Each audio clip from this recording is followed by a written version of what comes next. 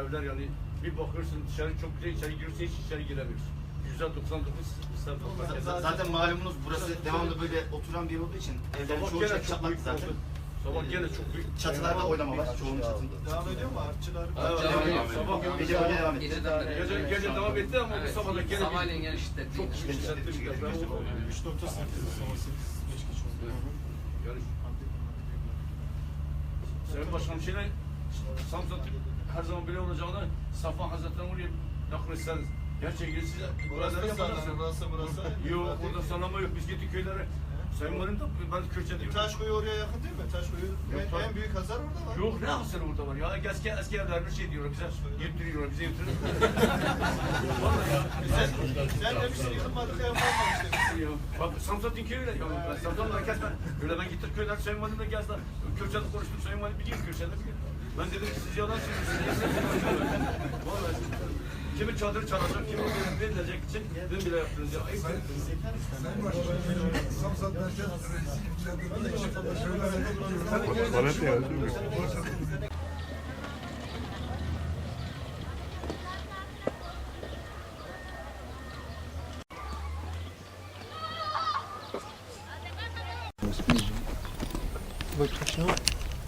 Sonra benim ona.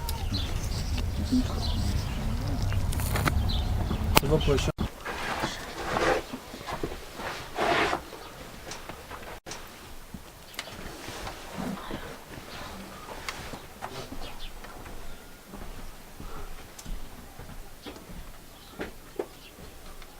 Şu anda dikkat edersek kriz masasında toplantıda orada Samsat'ın Saben'in o tarafa taşınması isteğinde bulundu. Sayın Milletvekilimiz Ahmet Aydın oraya taşınamayacağını çünkü oraya en yakın olan Taşkuyu köyünün daha en çok hasar gören köy olduğunu söyledi.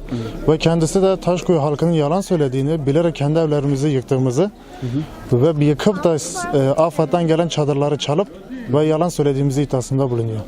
Eğer belediye başkanı bu dediklerinde samimi ise bunu ispatlar. Eğer bunu ispatlamıyorsa bu Taşkuyu halkından özür dilemek zorundadır. Çünkü hiçbir insan kendi evini yıkmaz. Yıkamaz. Ve Sayın Samsat Belediye Başkanı Yusuf Fırat bunu söylediği zaman sayın vekillerimizin orada gülmesi ve vali dahi karşılık vermemesi en iç acı durum odur benim için. Çünkü orada bir tepki verilmesi gerekiyordu. İşte bu insanların yalan söylediğini hani hırsızlıkla iddia etmek en aşağılık seviyedir bana göre.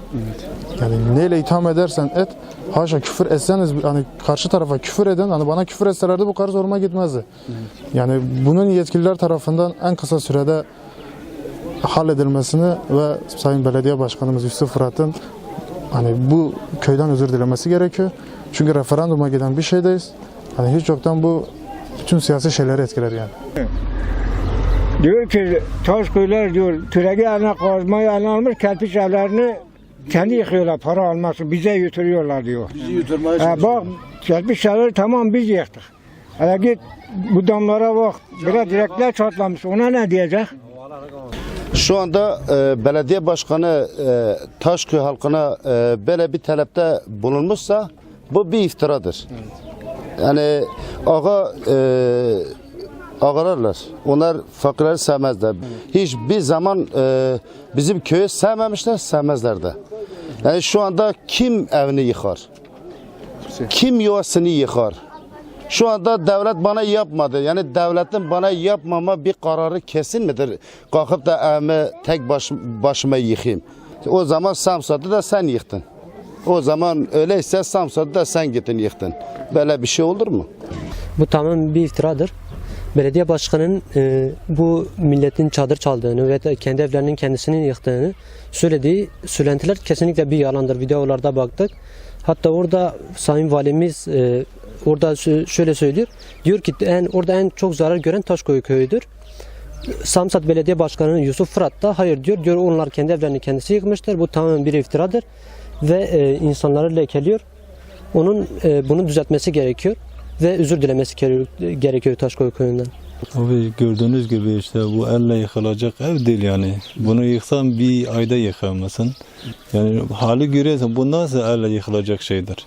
Ben çocuklarımı bu toprağın altında çıkarttım ben. Yani nasıl ben bu gördüğünüz gibi bu nasıl yani elle yıkılacak bir ev mi yani?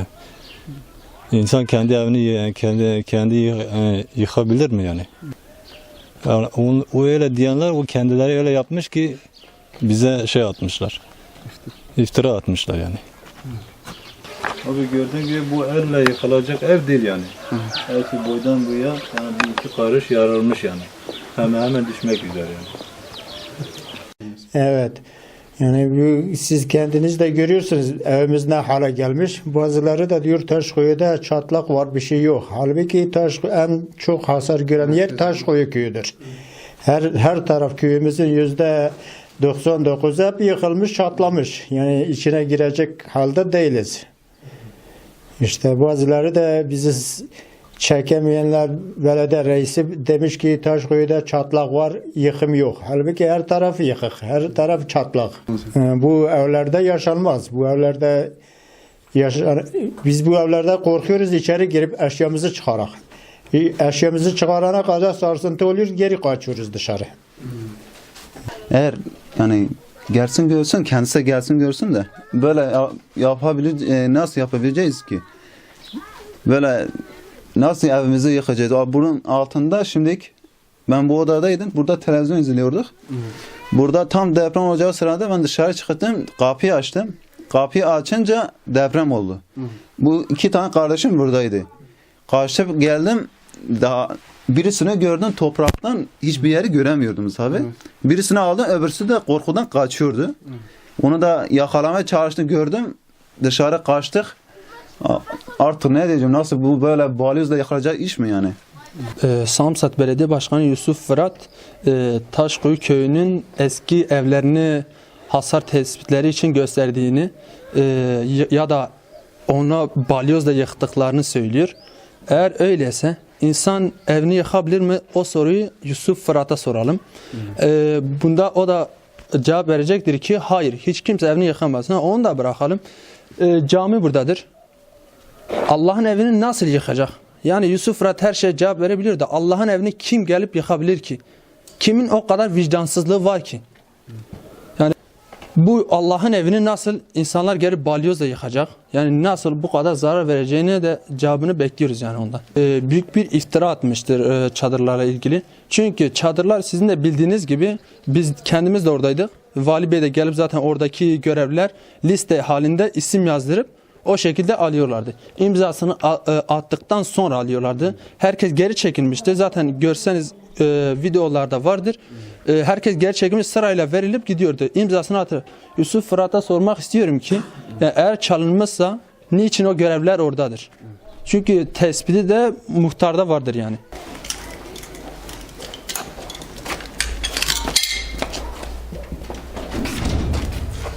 Çok olmuş